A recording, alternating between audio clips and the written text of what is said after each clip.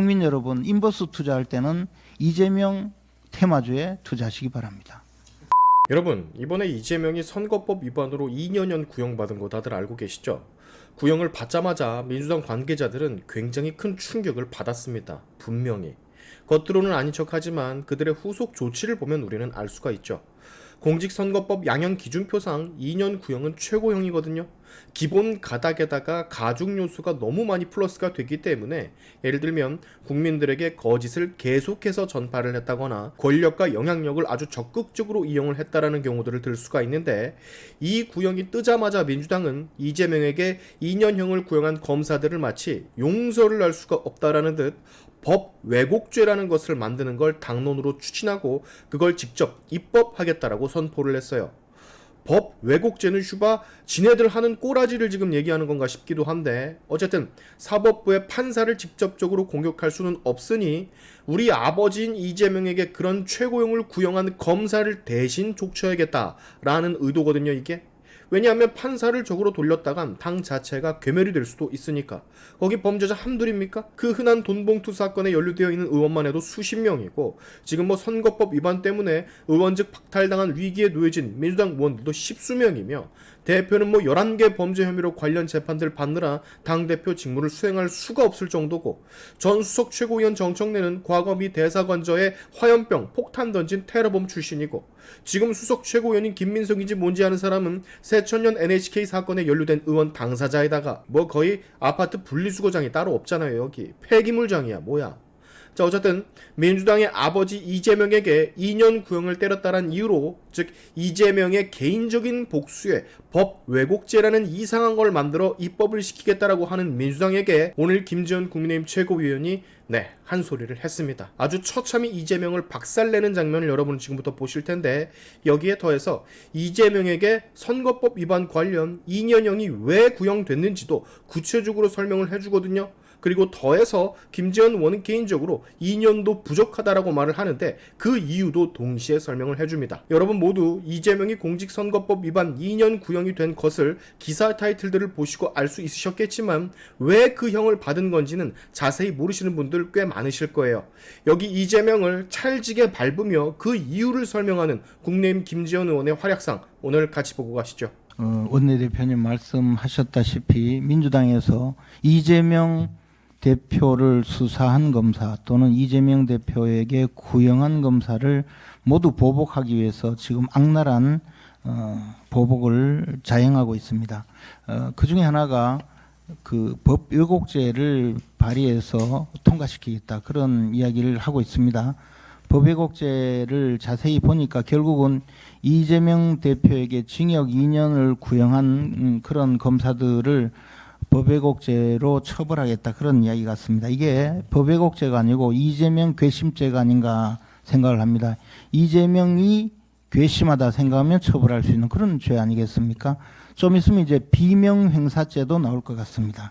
그래서 제가 검찰에서 그러면 왜 징역 2년을 구형했는지 그것을 제가 좀 알아보기 위해서 대법원 양형 기준표를 가져왔습니다. 이 대법원 양형 기준표는 법원에서 판결을 선고할 때 판사들이 전체적으로 균형되고 공정한 판결을 선고할 수 있도록 양형 기준을 정한 것입니다. 이재명 대표가 기소된 죄명 자체가 그 당선 목적 허위사실 공표죄입니다.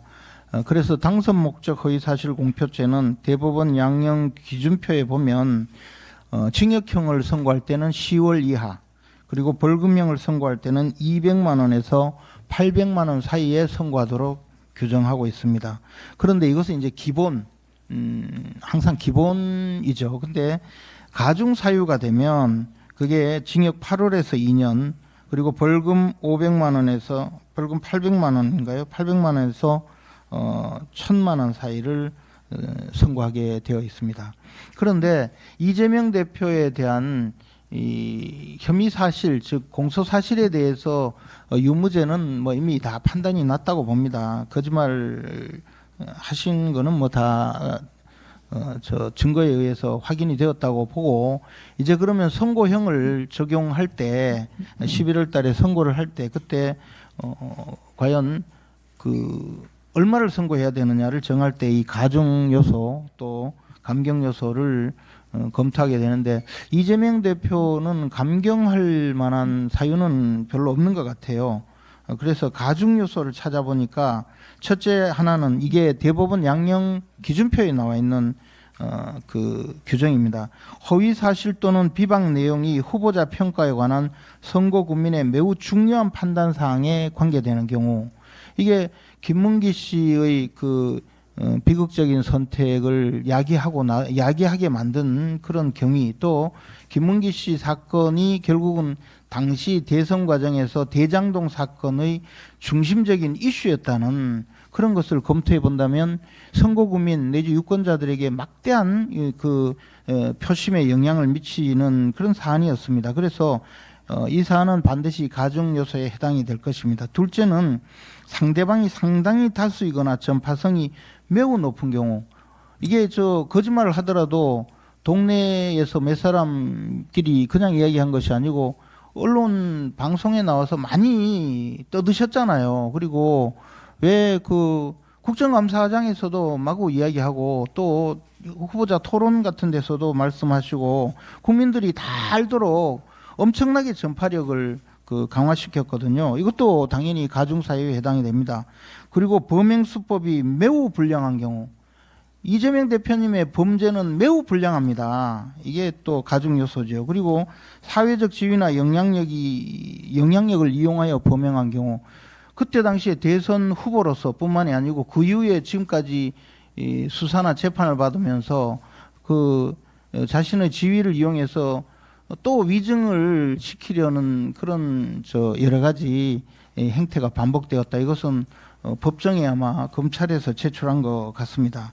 이런 내용에다가 거기다가 이분은 또 선거법 동종전과가 있는 분이에요. 그러니까 이 가중 사유가 엄청 중첩됩니다. 보통 가중 요소가 한두 개만 되어도 양형 기준표 상에 가중 요소, 가중 사유로 가서 그 선고를 하게 되어 있습니다. 거기다가 이게 대장동 사건과 관련된 김문기 씨 사망 사건에 대해서 김문기 씨를 모른다고 한 허위 사실과 또 백현동과 관련된 그 종상향 문제에 대해서 당시 박근혜 정부 국토부에서 협박을 받아서 어쩔 수 없이 종상향을 했다, 이렇게 주장한 이 거짓말 두 건이잖아요. 이게 또 경합범 가중을 해야 되거든요. 그러면 제가 보기에 8월에서 2년이 아니고 8월에서 3년 사이에 선고를 해야 된다. 그러면 제가 봐서 정상적인 재판을 한다면, 이 정치적인 압박이 없다면 한 징역 2년 정도 선고하는 것이 맞고, 그러면 검찰에서 구형할 때는 통상 그런 예상이 되면 징역 4년을 구형해야 되는 사안이라고 봅니다. 검찰이 너무 물렁하게 징역 2년을 구형한 것 같은데도 오히려 저렇게 들고 일어나서 검찰에서 보복을 하느니 무슨 법을 왜곡했느니 이런 이야기를 하는데, 국민 여러분께 이게 과도한 그 구형이다 이렇게 생각하지 않으시도록 제가 직접 이 양형 기준표상으로 이재명 대표님의 앞으로 선고형의 그 향배에 대해서 말씀드린 겁니다. 벌금형을 선고하더라도 500만 원에서 1000만 원 사이인데, 이것도 경합범 가중을 한다면 한 1500만 원까지 선고할 수 있는 사안이어서 제가 보기에 최소 한 1000만 원 정도 선고를 해야 마땅하지 않을까. 그런데 아마 이 사안은 워낙에 아주 그 범행 수법이 매우 불량하기 때문에 징역형을 선고해야 할 것이라고 생각을 합니다. 그래서 국민 여러분, 인버스 투자할 때는 이재명 테마주에 투자하시기 바랍니다.